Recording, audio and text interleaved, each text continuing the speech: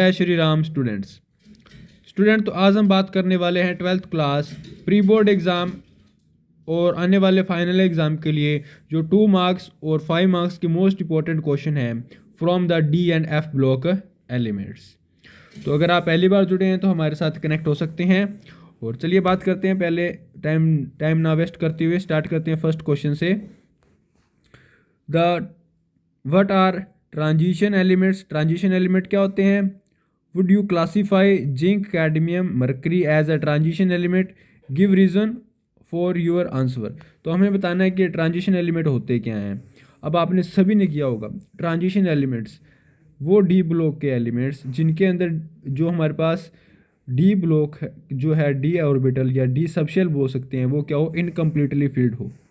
तो the transition elements are those which have partially filled D subshell या D orbital बोल सकते हैं। पार्शली फील्ड हो मीन्स इनकम्प्लीटली फील्ड है इन देयर एलिमेंटल स्टेट और most of in their oxidation states. ठीक है, तो जो हमारे पास जैसे हम बात करते हैं इसके क्रोमियम की, क्रोमियम 3 पॉजिटिव हो गया, आयरन 2 पॉजिटिव हो गया। ठीक है स्टूडेंट्स, तो ये क्या है हमारे पास, लगभग क्या है, तो ये हमारे पास क्या है, ट्रांजिशन एलिमेंट्स हैं जिनकी क्या ऑक्सीडेशन स्टेट या +3 हो और जिनके अंदर लगभग हमारे पास क्या हो D1 टू लेकर D1 से क्या हो D9 तक कोई भी इलेक्ट्रॉन प्रेजेंट हो। D1 से D9 मतलब उनके डी ऑर्बिटल में 1 से लेके अगर 9 इलेक्ट्रॉन प्रेजेंट है वो हमारे पास क्या है, ट्रांजिशन एलिमेंट कंसीडर किए जाते हैं। जिसके अंदर D0 है और हमारे पास क्या है, D10 है, वो क्या है हमारे पास ट्रांजिशन एलिमेंट हम कंसीडर नहीं करते, क्योंकि अगर D10 हो गया तो उसके अंदर कोई डी ऑर्बिटल कम है ही नहीं, मतलब इलेक्ट्रॉन है ही नहीं, तो वो ना तो पार्शली फील्ड है ना इनकम्प्लीटली फील्ड है, वो फिल ही नहीं है, बात खत्म हो गई।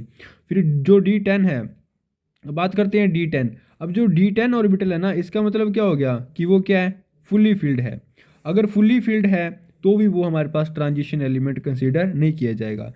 जैसे हम बात करते हैं जिंक, कैडमियम और मरकरी की। ठीक है, अगर जिंक, कैडमियम, मरकरी है, इनके अंदर क्या होता है, D10 होता है। एक तो इनके अंदर D10 प्रेजेंट होता है। अगर बात करेंगे ऑक्सीडेशन स्टेट में, ऑक्सीडेशन स्टेट में भी इनके पास क्या होता है, D10 ही प्रेजेंट होता है इनके पास, क्योंकि इसके 4s के इलेक्ट्रॉन निकल जाते हैं। वो तो अगर Zn 2 पॉजिटिव बनाते हैं, कैडमियम 2 या मरकरी 2 पॉजिटिव बनाते हैं तो ठीक है। तो इसलिए हम जिंक और कैडमियम और मरकरी को ट्रांजिशन एलिमेंट के तौर पर कंसीडर नहीं करते, क्योंकि उनके पास इनकम्प्लीटली डी ऑर्बिटल फील्ड नहीं होते, क्योंकि उनके पास क्या होते हैं, कंप्लीटली फील्ड होते हैं। तो ये आप अच्छे तरह से कर लीजिए, ये इंपॉर्टेंट क्वेश्चन है, 2 मार्क्स में आ जाता है। What are transition elements, would you classify zinc, cadmium, mercury as a transition element, give your reason. ठीक है, ये कर लीजिए क्वेश्चन।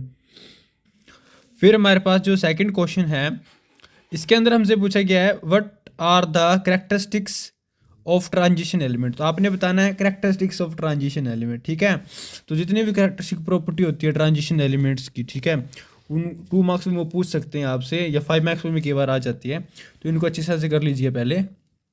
ठीक है, तो transition element are typical metals, एक टिपिकल मेटल्स होती हैं। फिर हमारे पास है transition element show variable oxidation state, मतलब वेरिएबल ऑक्सीडेशन स्टेट शो करती हैं।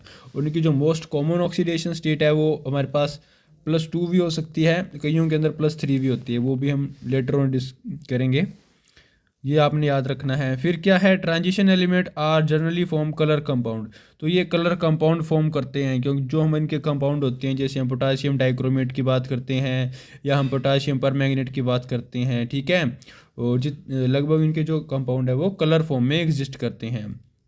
फिर हमारे पास क्या है, the transition metal ions form large number of complexes, तो जो हमारे पास ना कोऑर्डिनेशन कंपाउंड जैसे आपने किया है, तो इसके अंदर क्या है, वो large number of complexes form करते हैं, जैसे आयरन के, निकल के, कोबाल्ट के, जिंक के भी होते हैं हमारे पास। ठीक है, क्रोमियम के भी होते हैं, तो वो क्या है, large amount of complexes form करते हैं। और फिर है हमारे पास transition metals many of compound show paramagnetic behaviour. अब पैरामैग्नेटिक मीन्स क्योंकि उनके अंदर क्या होते हैं, डी के अंदर अनपेयर इलेक्ट्रॉन प्रेजेंट होते हैं, डी ऑर्बिटल में क्या होते हैं, अनपेयर इलेक्ट्रॉन्स। अगर अनपेयर इलेक्ट्रॉन प्रेजेंट होंगे तो वो हमारे पास शो ही करेंगे ना, कौन सा करेक्टर, पैरामैग्नेटिक करेक्टर। फिर transition metal of high melting and boiling point, तो ट्रांजिशन मेटल उनके high melting and boiling point होते हैं, क्योंकि हाई मेल्टिंग पॉइंट किसकी वजह से है, क्योंकि एक तो वो मेटल है, वो स्ट्रॉन्ग क्रिस्टल बना सकते हैं, तो उस क्रिस्टल को मेल्ट करना थोड़ा डिफिकल्ट हो जाता है। ठीक है। सिमिलरली उनके बॉइलिंग पॉइंट भी बहुत ज़्यादा हाई होते हैं ड्यू टू, आपको सभी को पता है इसके अंदर मेटल में कौन सी बॉन्डिंग होती है, मेटल मेटल बॉन्डिंग। तो मेटल मेटल बॉन्डिंग कारण उनके high melting and boiling point होते हैं। ठीक है। फिर मैं बात करते हैं ट्रांजिशन एलिमेंट है और इलेक्ट्रोपॉजिटिव इन नेचर। अब आप सभी को पता है जितनी मेटल होती हैं वो क्या होती हैं, इलेक्ट्रोपॉजिटिव होती हैं नेचर के अंदर।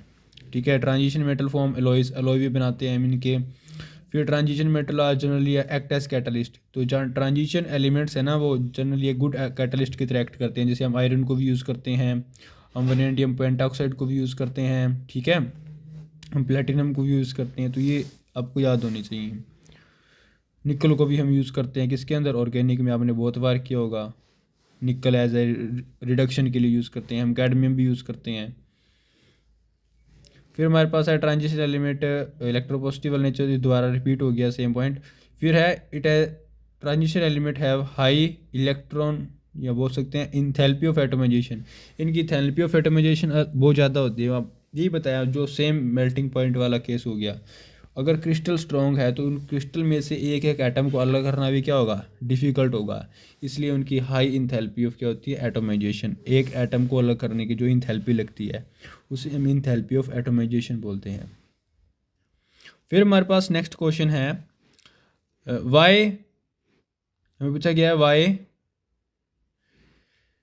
Copper consider as transition metal. Copper को हम ट्रांजिशन मेटल की तरह कंसीडर क्यों करते हैं, तो इसका रीज़न आपने बताना है। तो इसका रीज़न क्या है, as we know the transition elements are those elements which have incomplete या partially filled D subshell in their ground state और in their most common oxidation state. तो अगर बात करते हैं कॉपर की इलेक्ट्रॉन कॉन्फिगरेशन, सबको पता क्या होती है, 3d10 4s1 होती है। अब थ्री आपने सोच लिया कि इसके अंदर 3d10 है। अब ये बनना, इसको आप जनरली अगर बात करें तो 3d10 बना कैसे, वो थोड़ा सा आपने ध्यान रखना होता है इसके अंदर। ठीक है स्टूडेंट्स, जो हमारे पास ये 3d10 है ना, तो इसको हम कुछ इस तरह से लिख सकते हैं। जैसे मान लो अगर हम कॉपर के आयन बनाते हैं तो क्या बनता है, कॉपर 2 पॉजिटिव में फॉर्म होता है। अगर कॉपर 2 पॉजिटिव की बात करें तो इसके अंदर क्या है, 3d9। अगर उसकी ऑक्सीडेशन स्टेट के अंदर अगर इनकम्प्लीट इलेक्ट्रॉन है ना, तो भी हम उसको ट्रांजिशन मेटल की तरह कंसीडर कर सकते हैं। हमने डेफिनेशन में किया भी था। ठीक है, लिखा हुआ है ग्राउंड स्टेट में हो या मोस्ट कॉमन ऑक्सीडेशन स्टेट में, अगर कहीं पर भी उसके इनकम्प्लीटली फील्ड ऑक्सीडेशन स्टेट होते हैं या इलेक्ट्रॉन होते हैं डी ऑर्बिटल में, तो उसको हम क्या है, ट्रांजिशन मेटल की तरह शो कर सकते हैं। तो ये 2 मार्क्स का क्वेश्चन बनता है आपका, ये कर लीजिएगा अच्छी तरह से। ठीक है स्टूडेंट, इसकी जो पीडीएफ है वो मैं आपको टेलीग्राम चैनल में अपलोड कर दूंगा, वहाँ से आप इसकी पीडीएफ भी मिल सकती है आपको। और जो मैंने जैसे मैं टेस्ट लेते हैं हम ऑफलाइन कोचिंग में, वो आपको टेस्ट भी प्रोवाइड करवा दूंगा, तो आप वो टेस्ट भी टेलीग्राम से कलेक्ट कर सकते हैं। बाकी इस वीडियो में भी बता दूंगा कि कौन से वो और ज़्यादा इंपॉर्टेंट क्वेश्चन है जो हमने टेस्ट लिए हैं, वो क्वेश्चन भी आते हैं पेपर में।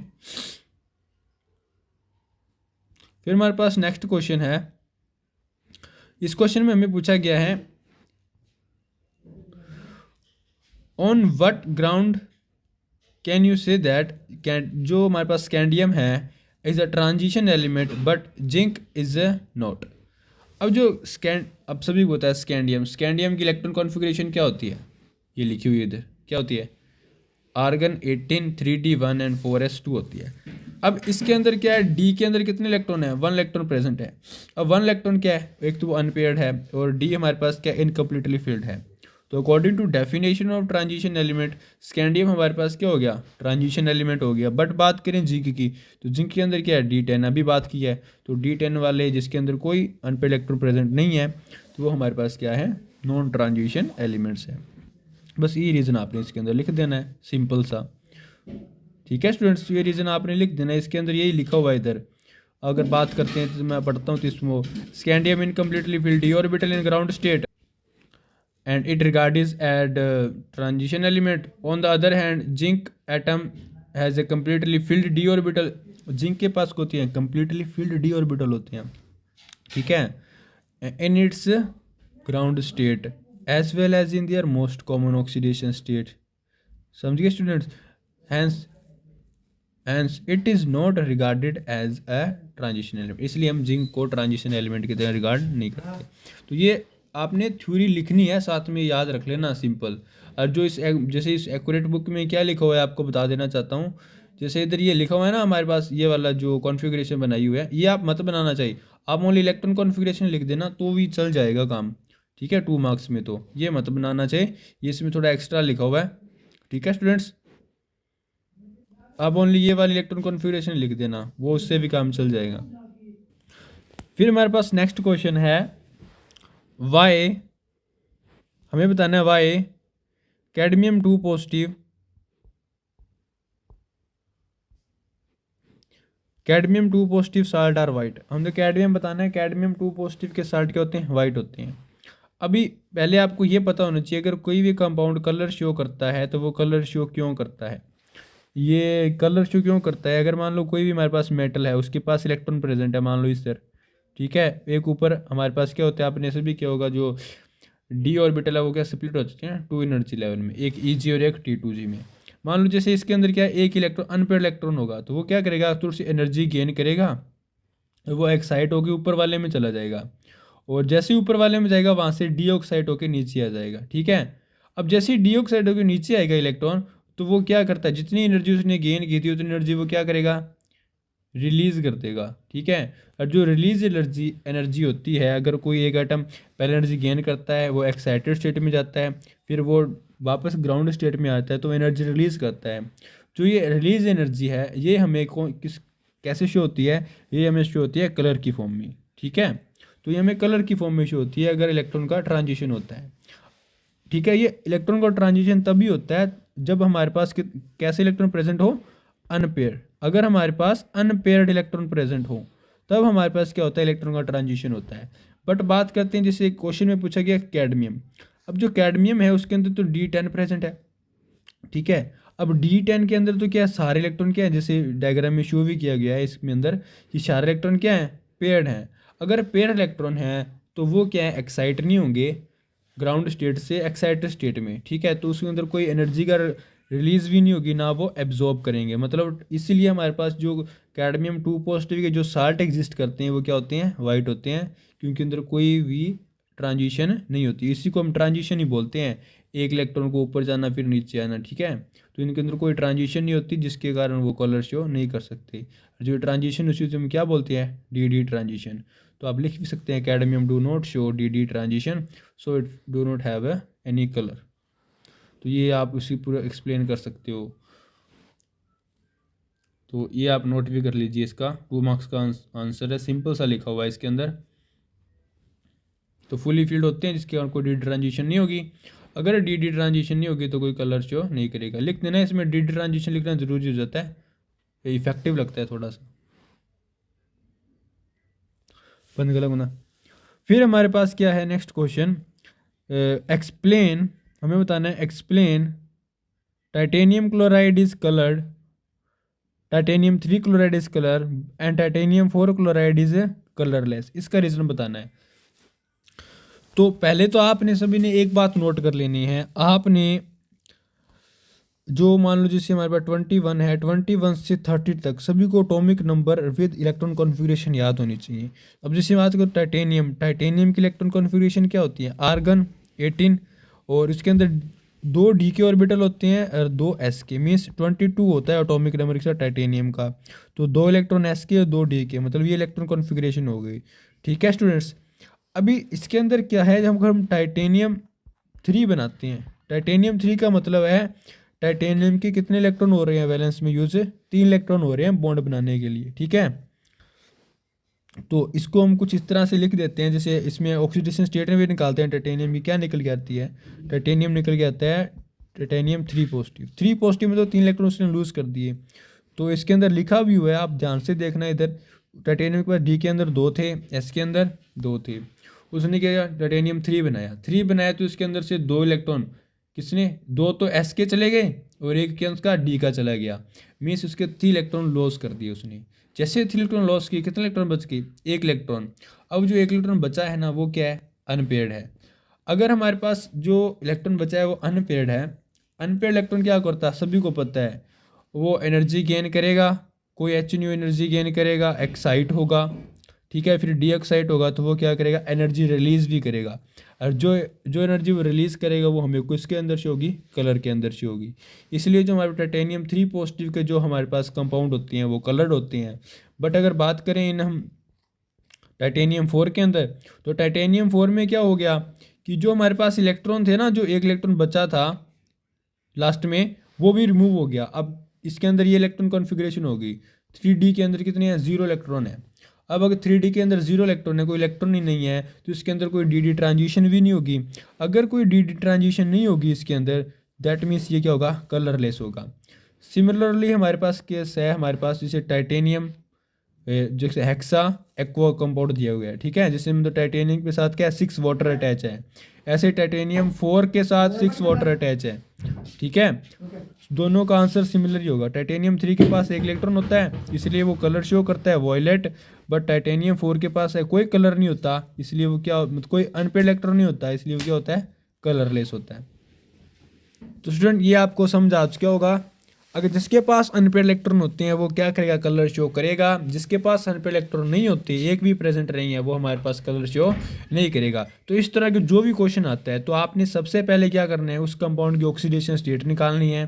फिर आपने चेक करना है उसके अंदर कोई अनपेड इलेक्ट्रॉन प्रेजेंट है या नहीं। कौन सा अनपेड इलेक्ट्रॉन देखना है कि उसके अंदर प्रेजेंट है या नहीं है। तो अगर उसके अंदर एक भी अनपेड इलेक्ट्रॉन प्रेजेंट है, मान लो एक भी इलेक्ट्रॉन प्रेजेंट है, मीन्स वो क्या करेगा, कलर शो करेगा, मतलब वो कलर शो करेगा। जिसके अंदर कोई अनपेयर इलेक्ट्रॉन नहीं है, मतलब no unpaired electron, no unpaired electron mean सारे क्या हैं, पेयर्ड हैं या है ही नहीं।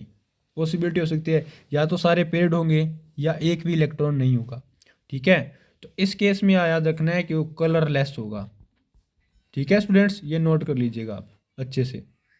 अब इसी के सिमिलर क्वेश्चन नेक्स्ट है, क्या हमें पूछा गया स्कैंडियम 3 पॉजिटिव का जो कंपाउंड है वाटर के साथ, ठीक है, और एक टाइटेनियम 3 पॉजिटिव का कंपाउंड है। अब स्कैंडियम 3 पॉजिटिव कलरलेस है और टाइटेनियम 3 पॉजिटिव क्या कलर है, जस्टिफाई।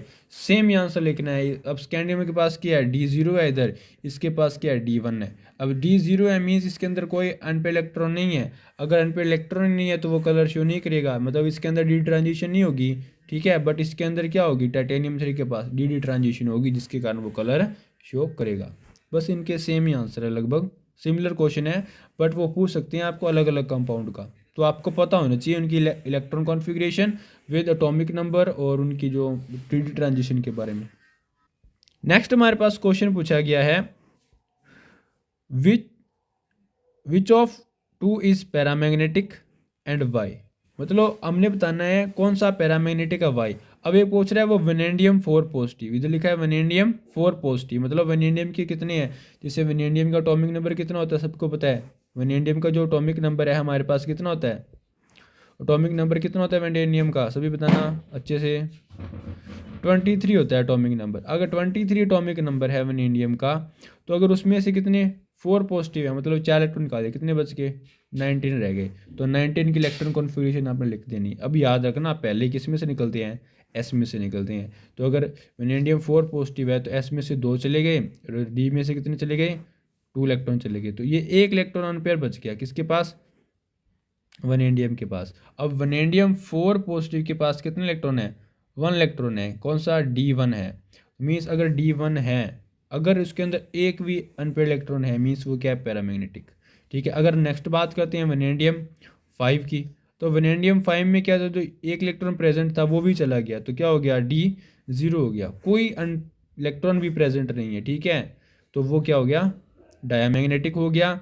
और जो वेनेडियम 4 पॉजिटिव वो क्या हो गया, पैरामैग्नेटिक हो गया, ठीक है। अभी बताता हूँ आपको जो डायामैग्नेटिक और पैरामैग्नेटिक होता क्या है वैसे। जो डायामैग्नेटिक का, पैरामैग्नेटिक का मतलब होता है जो मैग्नेटिक फील्ड के द्वारा क्या होगा, अट्रैक्ट होगा। अब अट्रैक्ट होने का रीज़न क्या है कि जो एटम्स हैं उनके अंदर इलेक्ट्रॉन प्रेजेंट होते हैं। मान लो अगर एक सिंगल इलेक्ट्रॉन प्रेजेंट है, कोई भी ऑर्बिटल है उसके अंदर एक सिंगल इलेक्ट्रॉन प्रेजेंट है, मान लो कौन सा, अनपेयर्ड इलेक्ट्रॉन।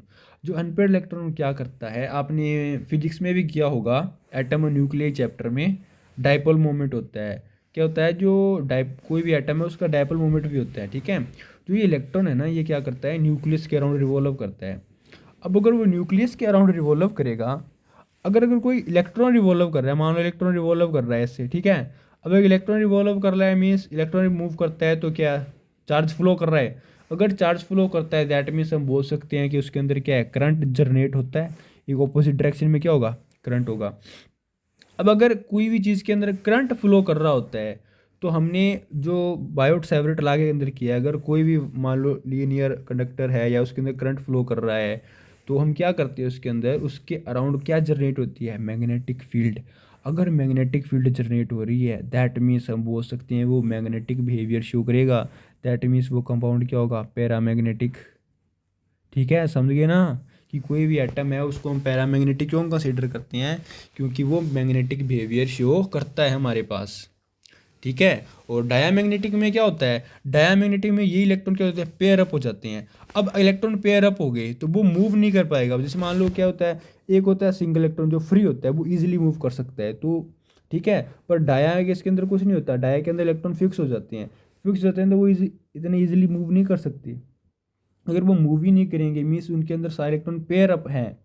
ठीक है, तो कोई इनके अंदर मैग्नेटिक करैक्टर नहीं होगा। अगर मैग्नेटिक करैक्टर नहीं होगा तो उसको हम क्या कंसीडर करते हैं डायामैग्नेटिक इन नेचर। तो वो हमारे पास क्या होते हैं डायामैग्नेटिक इन नेचर होते हैं, जिनके अंदर एक भी अनपेयर्ड इलेक्ट्रॉन है।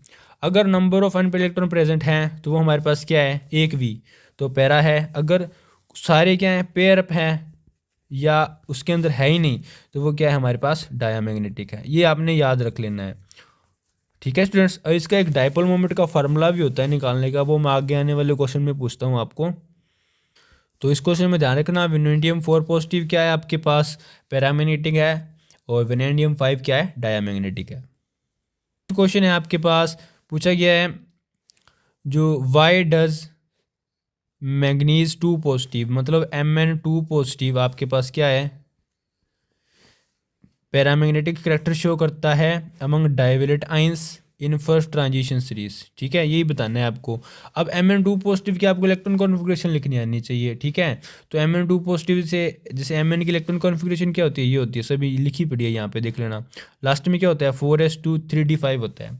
अब 2 इलेक्ट्रॉन निकल गए तो वो कौन से निकलेंगे एस के जाएंगे, एस के जाएंगे तो क्या होता है 3d5 मीन्स इसके अंदर डी ऑर्बिटल में कितने इलेक्ट्रॉन है 5 अनपेयर्ड इलेक्ट्रॉन प्रेजेंट है। कितनी 5 अनपेयर इलेक्ट्रॉन। अगर 5 अनपेयर इलेक्ट्रॉन मतलब बहुत ज़्यादा इलेक्ट्रॉन हो गए अनपेयर मीन्स इसका क्या होता है मैक्सिमम मैग्नेटिक मोमेंट होता है इसके टाइम, मैक्सिमम मैग्नेटिक मोमेंट। ठीक है, 5 इलेक्ट्रॉन पेयर प्रेजेंट है इसके अंदर, तो ये आपने याद रखना है। ठीक है, तो ये क्या होगा पैरामैग्नेटिक होगा। फिर सेम ही नेक्स्ट क्वेश्चन में पूछा गया हमें जो why manganese 2 positive are more stable than iron 2 positive. Next question क्या है मैग्नेटिक 2 पॉजिटिव आयन है ना वो मोर स्टेबल है iron 2 positive toward the oxidation state of +3। अब इस क्वेश्चन को करने से लेना आपको ध्यान से रखना इस क्वेश्चन को करना कैसे है। जैसे इसके अंदर पहले हम लिखे मैग्नीज की इलेक्ट्रॉन कॉन्फ़िगरेशन, फिर लिखते हैं आयरन की, फिर लिखते हैं हम मैग्नीज 2 पॉजिटिव की इलेक्ट्रॉन कॉन्फ़िगरेशन, फिर लिखते हैं हम आयरन 2 पॉजिटिव की इलेक्ट्रॉन कॉन्फ़िगरेशन। अब दोनों को चेक करना, जैसे मैग्नीज 2 पॉजिटिव की है तो वो क्या है 3d5 है, आयरन 2 पॉजिटिव की क्या है 3d6 है। ठीक है, अब पूछा गया है manganese 2 positive are more stable. अब स्टेबल क्यों है क्योंकि इसके अंदर क्या है हाफ फील्ड है। अगर हाफ फील्ड है वो क्या हो गया स्टेबल हो गया, मतलब वो स्टेबल है, हाफ फील्ड क्या स्टेबल है तो वो चेंज होना नहीं चाहेगा। ठीक है, अगर ये चेंज होना नहीं चाहेगा मीन्स Mn3 पॉजिटिव ये नहीं बनाना चाहेगा, तो इसलिए ये क्या रहेगा Mn2 पॉजिटिव में ज़्यादा स्टेबल रहेगा, इसलिए क्या हो गया Mn2 पॉजिटिव मोर स्टेबल हो गया। बट आयरन की बात करें आयरन 2 पॉजिटिव इसमें क्या 3d6 है, 3d6 है, ये थोड़ा हाफ फील्ड भी नहीं है ठीक है ना ये कंप्लीटली फील्ड है। तो ये क्या करेगा अगर ये एक इलेक्ट्रॉन लूज कर देता है, जैसे एक इलेक्ट्रॉन ये लॉस करता है ना ये क्या 3d5 कॉन्फ़िगरेशन एक्वायर कर लेता है।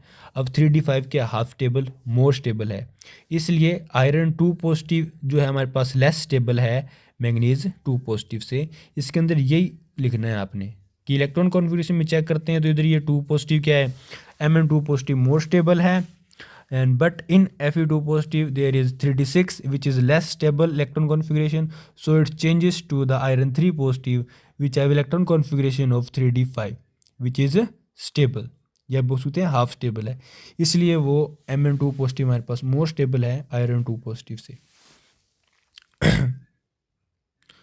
और जिस एक्यूरेट में इसका आंसर भी ऐसे ही लिखा होगा या आप इसे स्क्रीनशॉट लीजिए या इसका PDF आपको टेलीग्राम पर मिल जाएगा।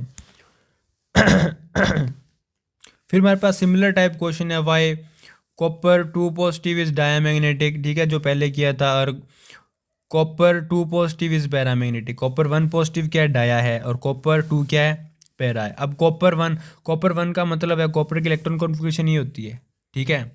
ये कॉपर की इलेक्ट्रॉन कॉन्फ़िगरेशन है। इसके अंदर से मैंने अगर एक इलेक्ट्रॉन निकाल दिया तो ये बन गया। अब क्या ये 3d10 है, सारे के सारे इलेक्ट्रॉन क्या है, पेयर अप है। मैंने पहले बताया अगर इलेक्ट्रॉन पेयर अप हो तो क्या होगा, डाया। और बात करते हैं इसके अंदर कॉपर 2 के अंदर, तो कॉपर 2 में क्या हो गया, 3d9 हो गया। मतलब इसके अंदर जो पेयर अप था उसमें से एक इलेक्ट्रॉन क्या हो गया, गायब हो गया। अगर एक इलेक्ट्रॉन चला जाएगा मीन्स उसके 3d9 हो गई। अब 3d9 में क्या है, एक इलेक्ट्रॉन क्या है, अनपेयर है। अगर एक भी इलेक्ट्रॉन अनपेयर होता है तो वो हमारे पास क्या होता है, पैरामैग्नेटिक इन नेचर। फिर हमारे पास क्वेश्चन है नेक्स्ट, ट्रांजिशन। अगर 2 मार्क्स में आ जाए इस तरह सा क्वेश्चन, 2 मार्क्स में क्वेश्चन है, transition metals have high melting and boiling point why. तो ट्रांजिशन मेटल का high melting and boiling point है वाई, इसका रीज़न बताना है। तो जो ट्रांजिशन मेटल्स है ना, उन इसका रीज़न आपने अगर 2 मार्क्स में लिखना तो ऐसे लिख देना। ये क्वेश्चन के डिपेंड करता है कितने मार्क्स का आया है। अगर 5 मार्क्स में आता है, वैसे आता जनरली 2 मार्क्स में ही है ये, तो इसमें लिखना क्या है, due to the presence of unpaired electron in their atoms. Transition metals में क्या होते हैं, डी ऑर्बिटल क्या होते हैं, अनपेयर्ड इलेक्ट्रॉन कंटेन करते हैं। तो जो अनपेयर्ड इलेक्ट्रॉन होते हैं वो क्या करते हैं, अगर मान लो कोई भी हम मेटल का क्रिस्टल की बात करें, अगर मान लो कोई भी मेटल है ऐसे, ठीक है, आपको एग्जांपल थ्रू जाता हूँ। मान लो ये मेटल, इसके पास क्या है, एक एटम, ये भी एटम, और इधर एक एटम और प्रेजेंट है। अब इस हर एक एटम के पास क्या होगा, इसके वैलेंस इलेक्ट्रॉन होंगे, ठीक है। हर एक मेटल के पास क्या है, इसके वैलेंस इलेक्ट्रॉन प्रेजेंट है।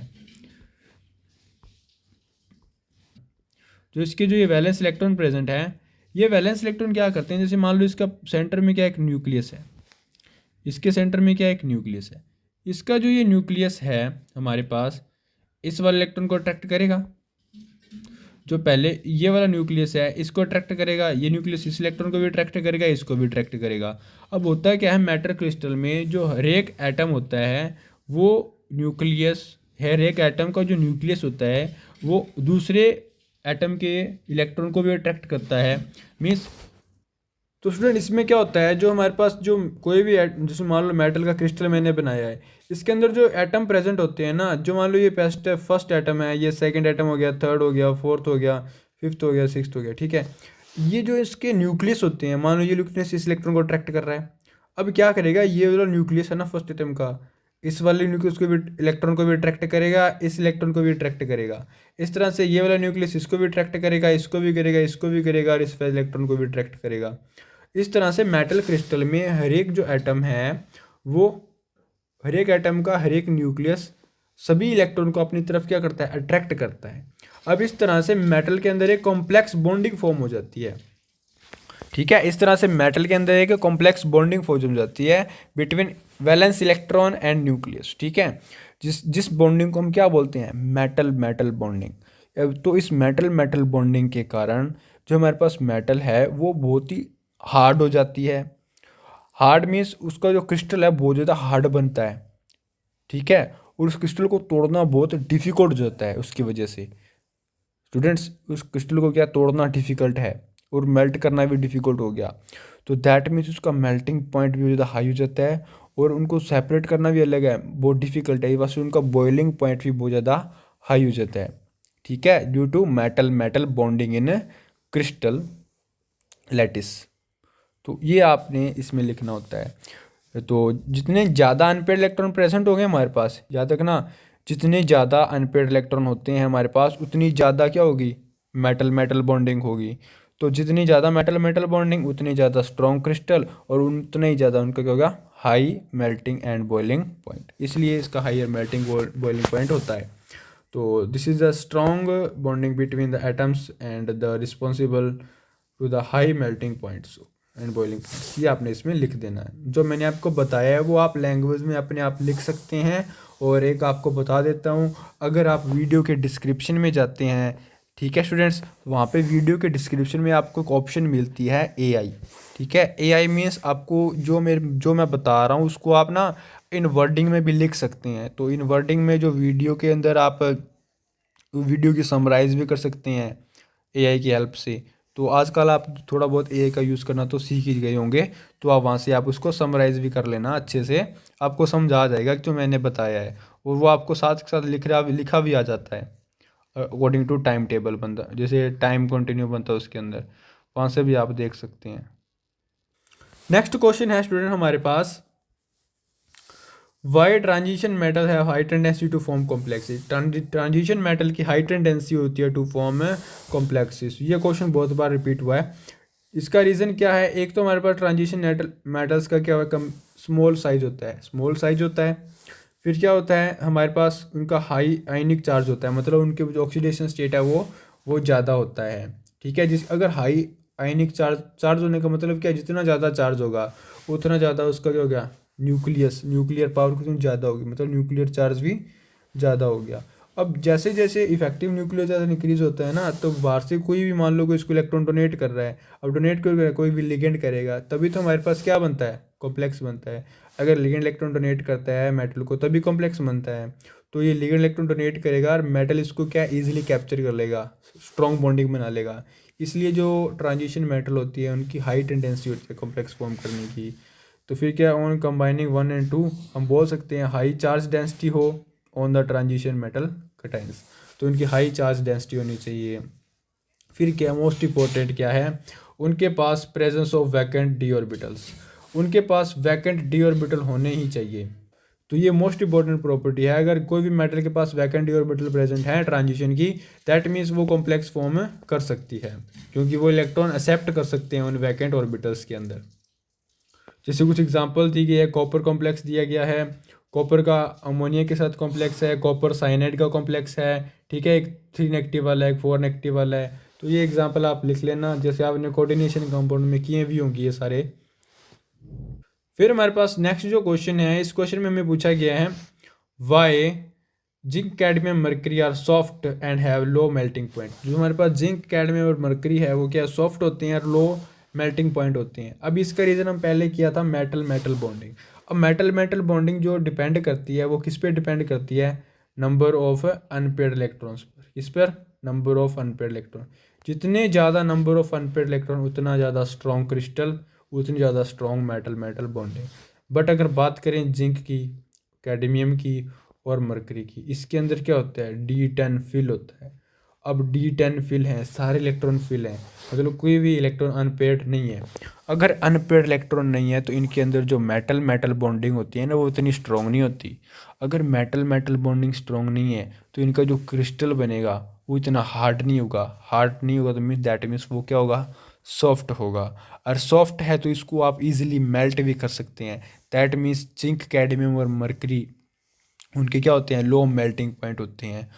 ठीक है स्टूडेंट्स, इसका रीज़न क्या है, fully filled d orbitals in the ultimate shell. ठीक है, तो अल्टीमेट शेल के अंदर क्या है, फुली फिल्ड डी ऑर्बिटल होते हैं, उनके पास कोई अनपेयर्ड इलेक्ट्रॉन नहीं होता। तो जो such as d d overlapping is not possible, उनके अंदर कोई डी डी ओवरलैपिंग नहीं हो पाती, मतलब जो मेटल मेटल बॉन्डिंग नहीं हो पाती। दैट मीन्स वो उनके अंदर उनकी बॉन्डिंग वीक रह जाती है, जिसके कारण वो सॉफ्ट होते हैं और लो मेल्टिंग पॉइंट होते हैं। यहाँ तक जो हमारे पास मरकरी है सभी को पता है वो रूम टेम्परेचर पे कौन से स्टेट में मिलती है, लिक्विड स्टेट में। सभी को पता है ना, इसका ये रीज़न है क्योंकि वो लिक्विड में क्यों मिलती है, क्योंकि उसके अंदर क्या होती है, D10 होती हैं। तो D10 ऑर्बिटल होने के कारण वो हमारे पास क्या है, लिक्विड स्टेट में एग्जिस्ट करती है। ठीक है, क्योंकि इसका साइज़ भी बहुत ज़्यादा होता है ना, एटॉमिक साइज, इसलिए भी इसके अंदर मेटल मेटल बॉन्डिंग सबसे कम होती है, इसलिए वो हमारे पास क्या है, लिक्विड स्टेट में मिलती है रूम टेम्परेचर पर। तो ये भी क्वेश्चन आप कर लीजिएगा अच्छे तरह से। फिर आपके पास क्वेश्चन आ रहे हैं एफ ब्लॉक में से। एफ ब्लॉक में से जैसे पहला ही क्वेश्चन पूछ लिया इन्होंने, व्हाट आर लैंथेनॉइड्स। लैंथेनॉइड्स क्या होते हैं। अब लैंथेनॉइड्स क्या होते हैं, जो लैंथेनॉइड सीरीज से बिलोंग करते हैं, जैसे the elements which last electron enter in the 4f orbital. वो एलिमेंट जिनका लास्ट इलेक्ट्रॉन 4f ऑर्बिटल में फिल होता है आर कॉल्ड लैंथेनॉइड्स, या जिनको हम एफ ब्लॉक एलिमेंट भी बोलते हैं, 4f ब्लॉक एलिमेंट्स। ठीक है, they are so called because they come immediately after the lanthanum. तो ये लैंथेनम के जस्ट बाद वाले सारे एलिमेंट हैं। ठीक है, इसलिए इनको हम क्या बोलते हैं, लैंथेनॉइड बोलते हैं। Lanthanoids in which the last orbital filled is the 4f। फिर नेक्स्ट क्वेश्चन है, why lantanoids are called as inner transition element. Lanthanoid को हम इनर ट्रांजिशन एलिमेंट क्यों बोलते हैं? Lanthanoid lies between lanthanum and hafnium. Both lanthanum and hafnium are d block elements. ये दोनों क्या हैं? डी ब्लॉक एलिमेंट्स हैं। As the lanthanoids have a transition metal of d block on both sides, so they are called inner transition element. वो दोनों क्या interviews में like करते हैं, इसलिए वो क्या बोलते हैं? इनर ट्रांजिशन एलिमेंट बोलते हैं अकॉर्डिंग टू एक्यूरेट बुक। अब फिर पूछा गया है what are the different oxidation states, what are the different oxidation states exhibit by lanthanoids. तो आपने याद रखना है जो +3 होती है ना, वो सभी लैंथेनोइड की ऑक्सीडेशन स्टेट क्या होती है? कॉमन होती है। अब इसके अंदर हमारे पास कुछ एक्सेप्शनल कंपाउंड भी हैं जिनकी इलेक्ट्रॉन कॉन्फ़िगरेशन चेंज हो जाती है। उसका रीज़न क्या है आपके पास? उसका मेन रीज़न है जैसे Cu4 पॉजिटिव होता है, Eu4 पॉजिटिव होता है। अब इसका रीज़न है इलेक्ट्रॉन कॉन्फ़िगरेशन की स्टेबिलिटी। ठीक है, अब Eu2 पॉजिटिव में क्या होता है? 4f7 होता है, इसलिए वो स्टेबल है। और Cu4 पॉजिटिव में क्या है? 4f0 है, इसलिए वो क्या है? मोर स्टेबल है। तो ये इलेक्ट्रॉन कॉन्फ़िगरेशन पर डिपेंड करता है ऑक्सीडेशन स्टेट की स्टेबिलिटी और एग्जिबिट। तो ये आप कर लीजिएगा।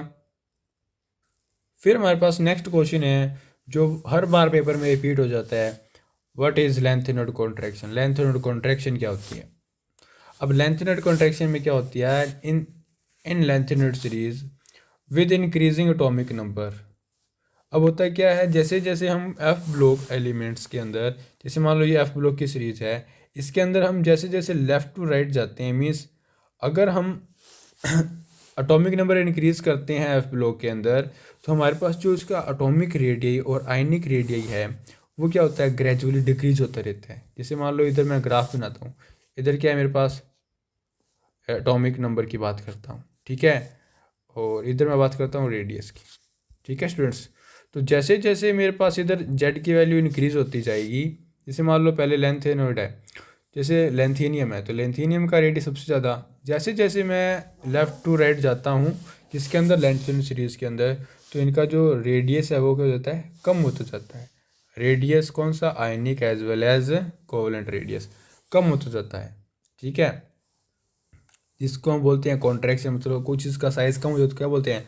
कॉन्ट्रैक्ट हो जाना, छोटा हो जाना। तो जब ग्रेजुअली डिक्रीज होता है ना जो रेडियस इसका लेंथेनोइड सीरीज एलिमेंट्स का विद इंक्रीजिंग एटॉमिक नंबर, अगर हम एटॉमिक नंबर बताते हैं लेफ्ट टू राइट, सभी को पता है अगर लेफ्ट टू राइट मूव करते हैं टेबल के अंदर तो एटॉमिक नंबर बढ़ता ही बढ़ता है। तो जिसके कारण क्या होता है? इनका जो रेडियस है वो ग्रेजुअली डिक्रीज होना स्टार्ट हो जाता है, जिसको हम बोलते हैं लेंथेनोइड कॉन्ट्रैक्शन। तो ये आपने नोट कर लेना है, ये 1 मार्क्स में डेफिनेटली आता है। ठीक है, 1 मार्क्स और 2 मार्क्स के, व्हाट इज लेंथेनोइड कॉन्ट्रैक्शन। ठीक है, और इसका 5 मार्क्स का क्वेश्चन भी बनता है, what are lanthanoid contraction, write its cause and consequences. ये 5 मार्क्स का क्वेश्चन है, नोट कर लीजिए। What is lanthanoid contraction, write its cause and consequences, वो भी हम डिस्कस करेंगे इस लेक्चर के अंदर भी। तो आपको समझ आ गया होगा लेंथेनोइड कॉन्ट्रैक्शन क्या है। उसके बाद हम बात करते हैं, लेंथेनोइड कॉन्ट्रैक्शन के बाद हमें पूछा गया है La, जो लेंथेनियम हाइड्रोक्साइड आयन है, जो lanthanum hydroxide compound is more basic than lutetium hydroxide compound. अब इसमें रीज़न क्या है? अब मेरी बात सुनना ध्यान से।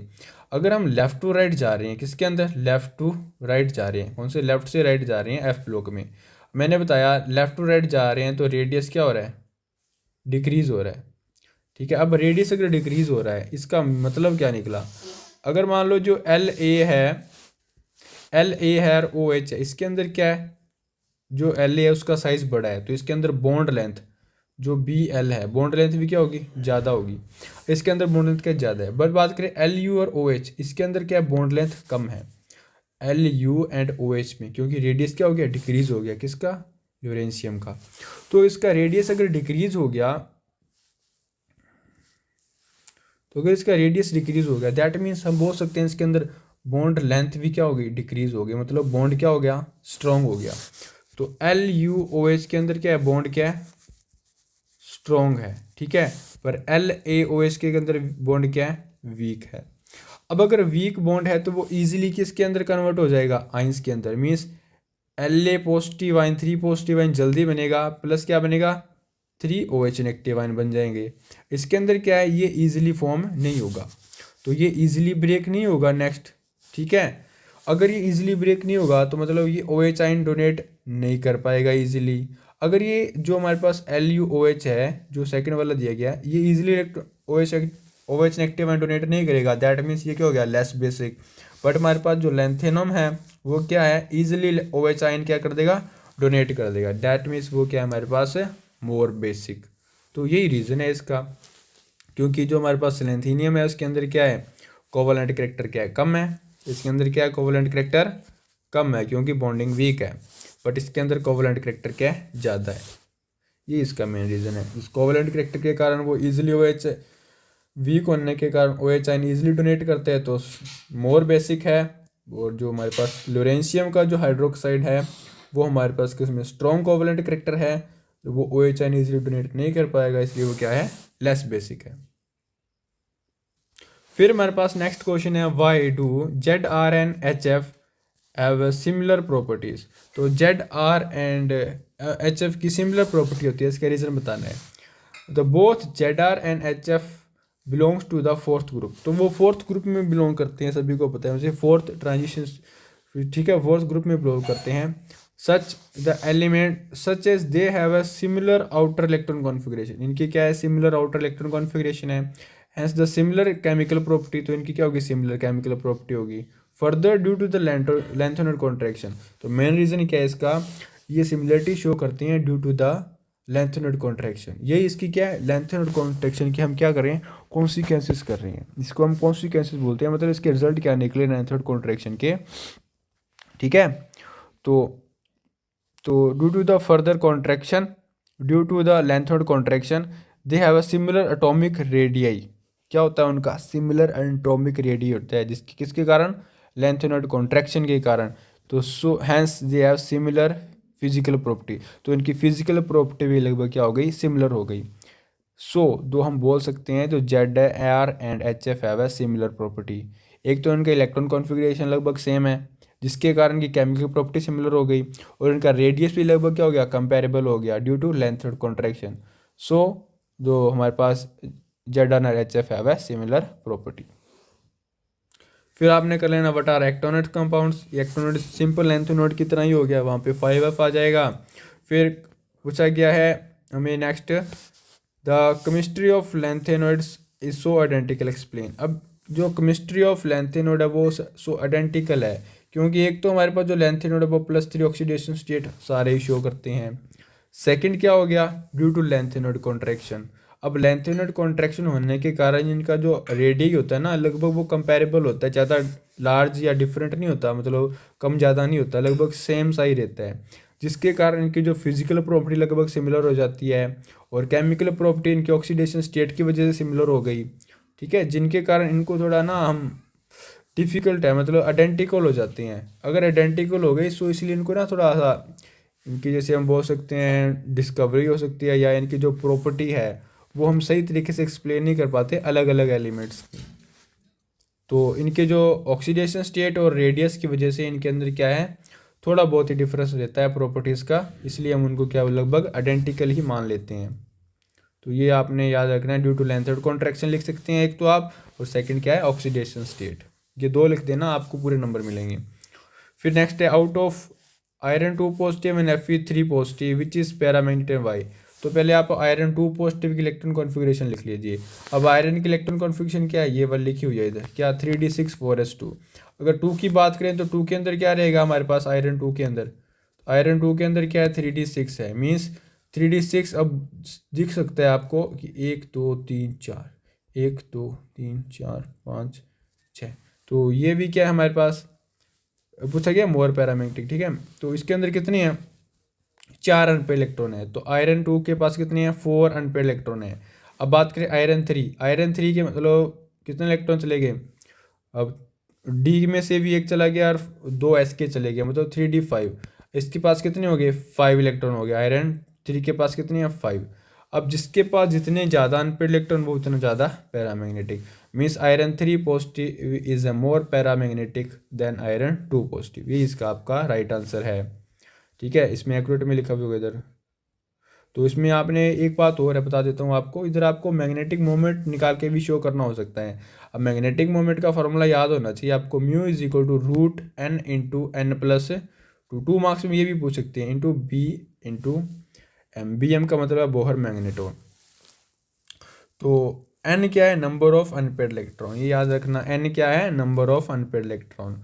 तो ये जैसे मान लो मैं Fe3 2 की बात करूँ, इसके अंदर कितने 4 अनपेड थे, तो एन की वैल्यू 4 पेड करी, तो आंसर आ रहा है जो हमारे पास म्यू एस है, म्यू एस मतलब स्पिन की वजह से होता है जो मैग्नेटिक मोमेंट 24, तो 4.9 BM आ गया।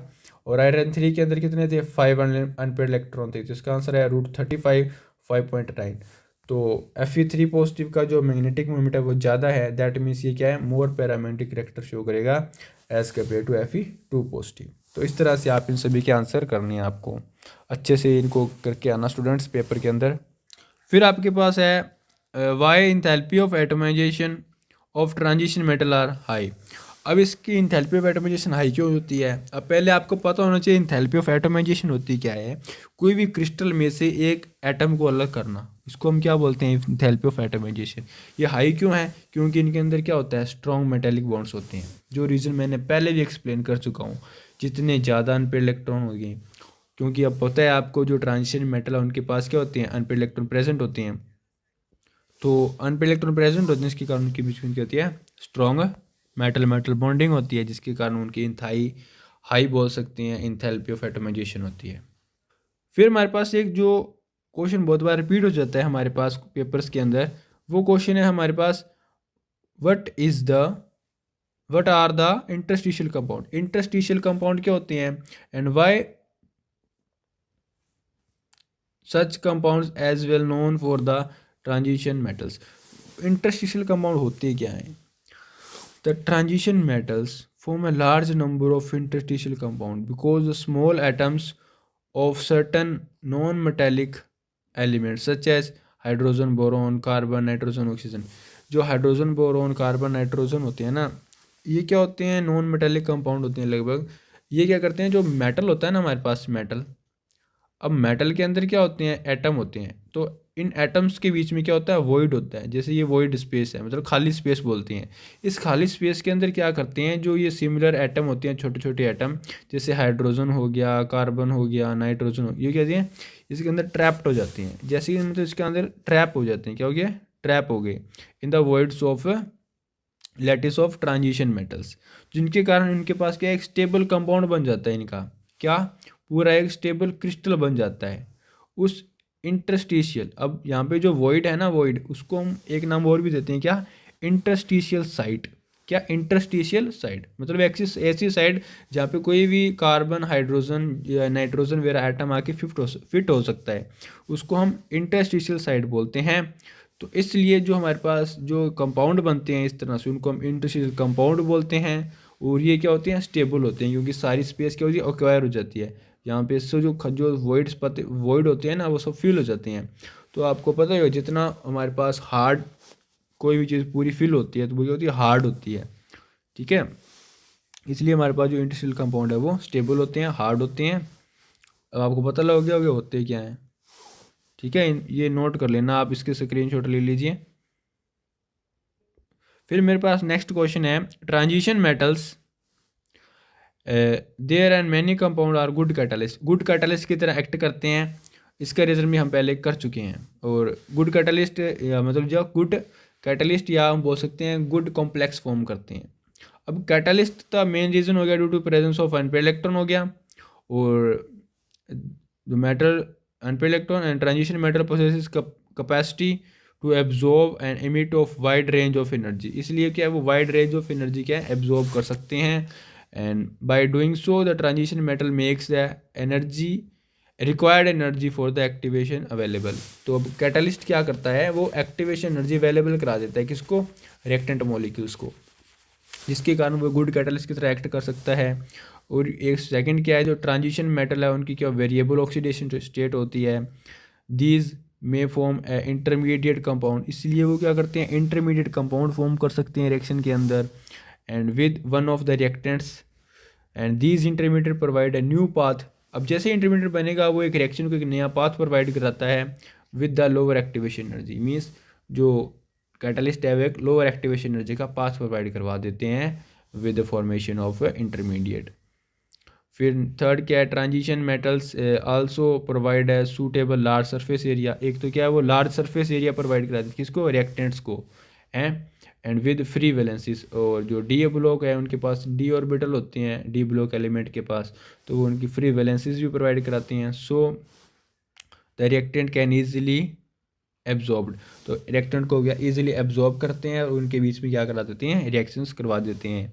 जो मोस्ट कॉमन हमारे पास जो डी ब्लॉक की जो हम कैटलिस्ट यूज़ करते हैं, क्या वेनेडियम पेंटाऑक्साइड हो गया, जो मैन्युफैक्चर ऑफ H2SO4 में यूज़ होता है कॉन्टैक्ट प्रोसेस के अंदर। फिर हमारे पास क्या, अमोनिया यूज़ होता है हैबर प्रोसेस के अंदर, निकल यूज़ होता है हमारे पास रिडक्शन के अंदर, प्लेटिनम यूज़ होता है रिडक्शन के अंदर। तो ये क्या हो गए, ट्रांजिशन मेटल जो कि एक अच्छे कैटलिस्ट की तरह एक्ट करते हैं। तो ये आप अच्छे से कर लेना, ये पेपर में क्वेश्चन आता है। फिर नेक्स्ट क्वेश्चन है, इसमें पूछा गया है why transition elements form colour compound. Transition element colour compound क्यों फॉर्म करते हैं, इसका मोस्ट कॉमन रीज़न है डी ट्रांजिशन। अब डी ट्रांजिशन क्या होता है, the most of the transition elements show color in both solid as well in the liquid state या aqueous state, मतलब जो वाटर में डिसॉल्व करते हैं। the color is due to the presence of incomplete d orbital, ये हमने discuss किया था, incomplete d orbital होते हैं इनके अंदर। when the atom anion approach to the metal ion the d orbital split into two energy levels। तो d orbital होता है ना जो हमारे पास, ये d orbital ये 2 एनर्जी लेवल में स्प्लिट हो जाता है, ठीक है, विद लोअर एंड एक अंदर क्या आता है, हायर। एक होता है हमारे पास Eg, एक क्या होता है T2G। तो Eg और T2G एनर्जी लेवल में क्या होता है, स्प्लिट हो जाते हैं, ठीक है स्टूडेंट्स, जिनके कारण हमारे पास क्या इसके अंदर क्या होता है, फिर मान लो जैसे जो लोअर ऑर्बिटल लोअर एनर्जी है उसके अंदर एक इलेक्ट्रॉन प्रेजेंट है, तो वो क्या एनर्जी गेन करेगा, अपर वाले में जाएगा, जैसे अपर वाले में जाएगा फिर वो नीचे आएगा, ठीक है। इस तरह से वो एनर्जी रिलीज़ करता है। जो रिलीज एनर्जी है वो हमें किसकी फॉर्म में शो होती है, लाइट की फॉर्म में, लाइट में दैट मीन्स कलर की फॉर्म में, इसलिए वो कलर शो करते हैं। और जो ये स्प्लिटिंग होती है ना, जो मतलब डी ऑर्बिटल से स्प्लिट हो जाते हैं 2 एनर्जी लेवल में, जो इनके बीच में जो ये स्प्लिटिंग होती है इसको हम बोलते हैं क्रिस्टल फील्ड स्प्लिटिंग। क्या, क्रिस्टल फील्ड स्प्लिटिंग। और अभी देखिए अगर अलग अलग एनर्जी के हैं तो इन दोनों के बीच में एनर्जी डिफरेंस भी होगा, ठीक है, उस एनर्जी डिफरेंस को हम बोलते हैं CFSE, crystal field splitting energy. क्या, क्रिस्टल फील्ड स्प्लिटिंग एनर्जी। तो ये आप कर लेना। तो अगर आपको 1 मार्क्स में पूछा जाए तो जो आपने डायरेक्ट आंसर देना है डी ट्रांजिशन, अगर 2 मार्क्स में पूछा जाए तो इस तरह से एक्सप्लेन कर देना अच्छे से, ठीक है स्टूडेंट्स। तो इसको आप नोट कर लीजिए, स्क्रीनशॉट ले लीजिए इसका। फिर हमारे पास नेक्स्ट है 5 मार्क्स क्वेश्चन। अब 5 मार्क्स क्वेश्चन में पहले ही क्वेश्चन पूछा गया है। अब 5 मार्क्स में क्या हो सकता है आपके पास, जैसे फर्स्ट क्वेश्चन है इसके अंदर इसके 2 पार्ट बना दिए, इसके 3 पार्ट भी बना सकते हैं, 4 लगभग 4 केवल 5 भी बना देते हैं, 1 मार्क्स के क्वेश्चन डाल देते हैं। पूछा गया transition elements and their compounds act as a good catalyst, ये हमने पेश अभी किया है तो वो सेम लिख देना, ठीक है। फिर क्या था, transition metal form number of interstitial compound explain, ये भी अभी हम करके आए हैं, तो सेम क्वेश्चन रिपीट हो गई, मतलब एक क्वेश्चन तो 5 मार्क्स का होगा, उसके अंदर सब पार्ट उसके बना दिए जाएंगे, क्वेश्चन लगभग सिमिलर ही होगा हमारे पास। फिर बात करते हैं नेक्स्ट क्वेश्चन की। फिर हमारे पास है नेक्स्ट क्या है, वाई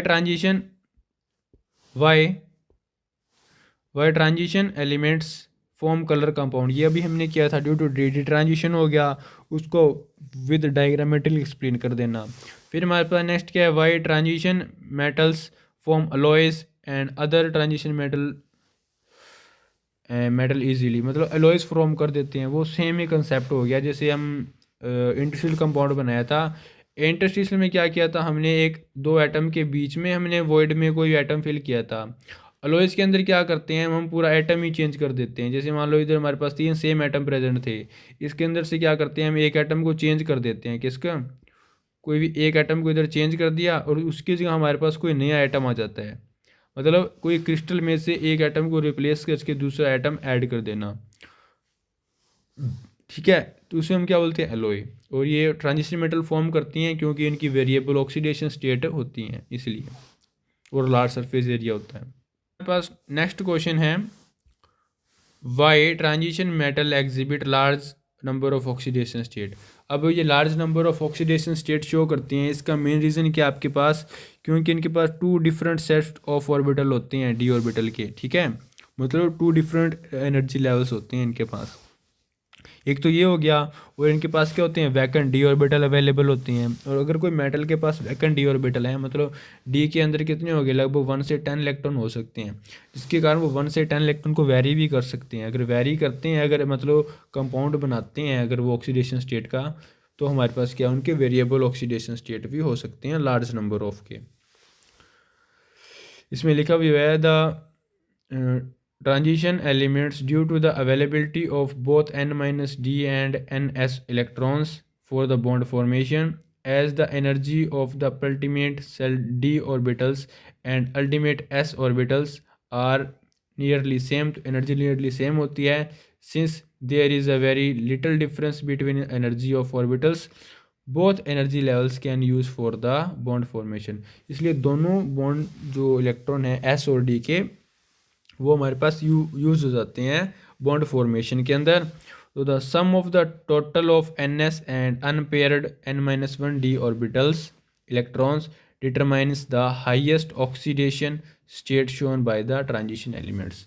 तो जो हमारे पास एन एस ऑर्बिटल हो गया और जो हमारे पास डी ऑर्बिटल है, इनके दोनों के इलेक्ट्रॉन क्या है, बॉन्डिंग के अंदर पार्टिसिपेट करते हैं, जिनके कारण ये वेरिएबल ऑक्सीडेशन स्टेट शो करते हैं। तो देख भी सकते हैं ये क्वेश्चन लगभग 2024 तक रिपीट हुआ है, 25 में भी हुआ होगा, ठीक है, और 26 में लगभग होने ही वाला है, तो आप ये नोट कर लीजिएगा। फिर इसके अंदर हमारे पास second question, contraction and also explain the cause of lanthanoid contraction. तो लेंथेड कॉन्ट्रैक्शन हमने कर लिया था, बात करते हैं इसके कोज के बारे में। तो जो लेंथेड कॉन्ट्रैक्शन का कोज क्या है, कोज के अंदर हमें पढ़ना था, the lanthanoid contraction is due to an increase effective nuclear charge. हम अगर लेफ्ट टू राइट जानते हैं लेंथेड सीरीज में, तो इफेक्टिव न्यूक्लियर चार्ज इंक्रीज हो जाता है। As we move along lanthanoid series, the nuclear charge increase by 1 unit and 1 electron is added. जैसे जैसे हम मूव करते हैं लेफ्ट टू राइट, तो हर एक एटम के साथ एक इलेक्ट्रॉन इंक्रीज होता है और एक इलेक्ट्रॉन ऐड हो जाता है in the 4f shell as at each step. The shielding effect of 4f shell sub shell is very poor.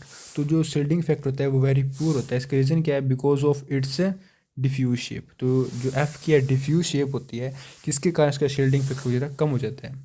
There for the effective nuclear charge experience by the 4f electron increases, जिसके कारण उनका effective nuclear charge increase हो जाता है। As a result the which whole of the 4f electron sub shell contract, जिसके कारण जो whole 4f सब शेल है वो क्या हो जाएगा, कॉन्ट्रैक्ट हो जाएगा एट ईच सक्सेसिव एलिमेंट। जैसे जैसे हम लेफ्ट टू राइट जाएंगे, एटॉमिक नंबर इंक्रीज करेंगे, सक्सेसिवली उनका एटॉमिक रेडियस क्या हो जाएगा, कॉन्ट्रैक्ट, मतलब एटम कॉन्ट्रैक्ट होगा तो रेडियस क्या हो जाएगा, डिक्रीज हो जाएगा। दस द लेंथेड कॉन्ट्रैक्शन अकर, जिसके कारण लेंथेड कॉन्ट्रैक्शन अकर होती है हमारे पास। ठीक है स्टूडेंट्स, होप आपको ये समझ आया होगा। नेक्स्ट है हमारे पास क्या है, why lanthanoid metals have tendency to form complex compound. तो ये भी क्वेश्चन हमने कर लिया था 2 मार्क्स में, सिमिलर ही लिखना है उसका आंसर। लिखा हुआ है small size high ionic charges and the presence of vacant d orbitals. फिर क्या है, what are the consequences of lanthanoid contraction. ये भी करते हैं, what are the consequences of lanthanoid contraction.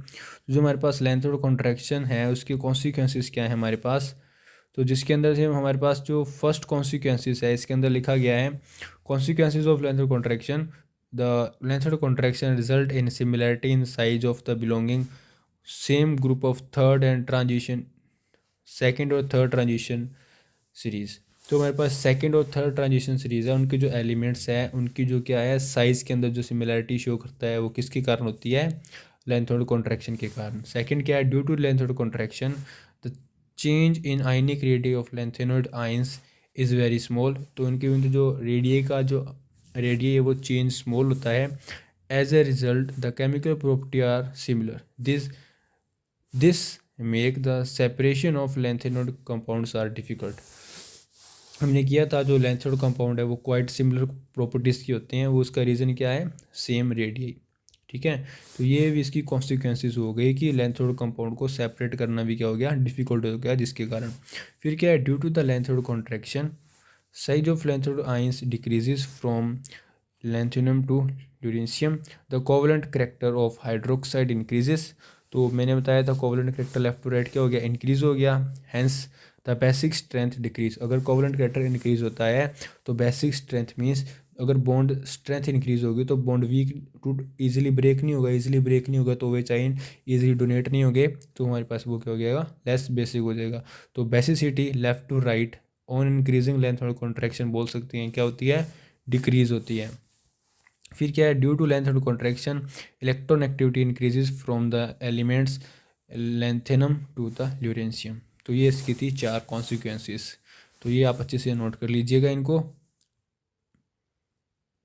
फिर हमारे पास क्या है, write the similarities between lanthanoids and actinoids and out of which पूछा गया है lanthanum hydroxide and lutetium which is more basic. ये हमने कर लिया था, इसको हम डिस्कस नहीं करेंगे। हम बात करते हैं सिमिलैरिटीज़ बिटवीन लेंथेनोइड एंड एक्टेनोइड्स। तो सिमिलैरिटी में क्या है, बोथ एग्जिबिट करते हैं +3 oxidation states.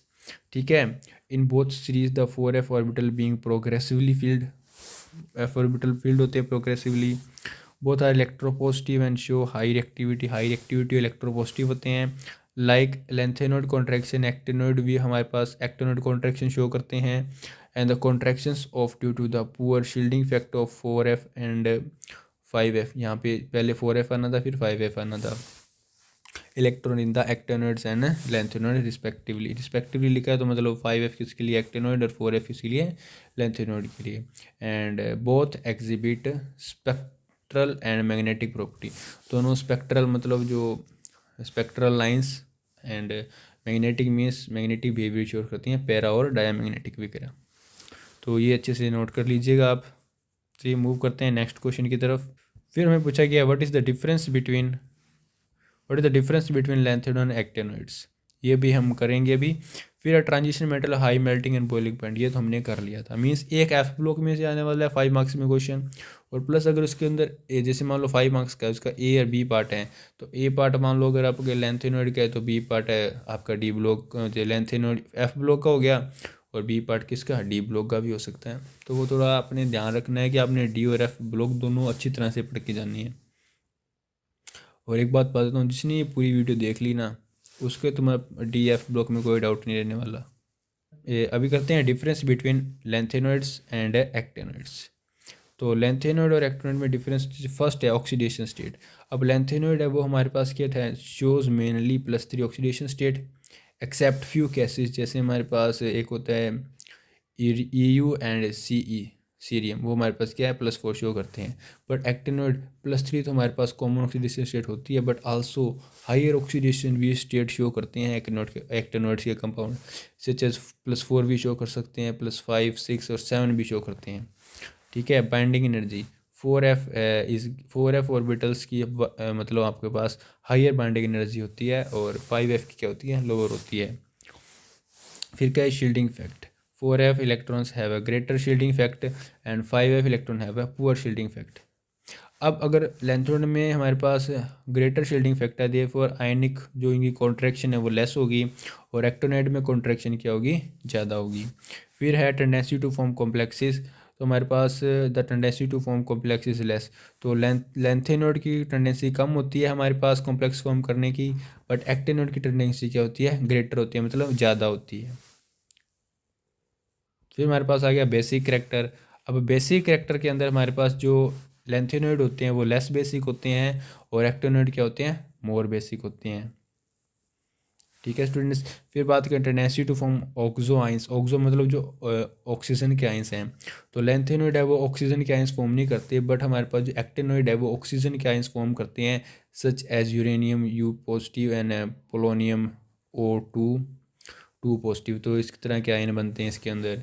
Radio activity promethium, lanthanoids के अंदर ओनली प्रोमीथियम रेडियो एक्टिव है, बाकी सारे क्या है non radio active, but actinoid में सारे एलिमेंट हैं वो सारे क्या हैं रेडियो एक्टिव हैं। फिर बात करते हैं कलर्स। तो हमारे पास लैंथेनोइड जनरली आइंस क्या होते हैं, कलरलेस होते हैं, बट एक्टिनोइड में कंपाउंड क्या है, वो कलर शो करते हैं। जैसे यूरेनियम 3 पॉजिटिव हमारे पास क्या है, रेड कलर का होता है। फिर बात करते हैं पैरामैग्नेटिक। तो लैंथेनोइड क्या होते हैं, they are paramagnetic and their magnetic property can be easily explain. अब जो लैंथेनोइड है वो पैरामैग्नेटिक होते हैं और उनकी मैग्नेटिक प्रॉपर्टी हम इजीली एक्सप्लेन कर सकते हैं। बट एक्टिनोइड वो भी पैरामैग्नेटिक होते हैं, बट वो सारे क्या हैं, रेडियो एक्टिव हैं। रेडियो एक्टिव एलिमेंट्स की हम प्रॉपर्टी इजीली एक्सप्लेन नहीं कर सकते। ठीक है, तो ये थे difference between actinoid and lanthanoids. ये भी डायरेक्ट 5 मार्क्स का क्वेश्चन आ सकता है। What are the similarities and the differences between the lanthanoid and actinoid contraction. तो ये आप अच्छे से कर लीजिएगा।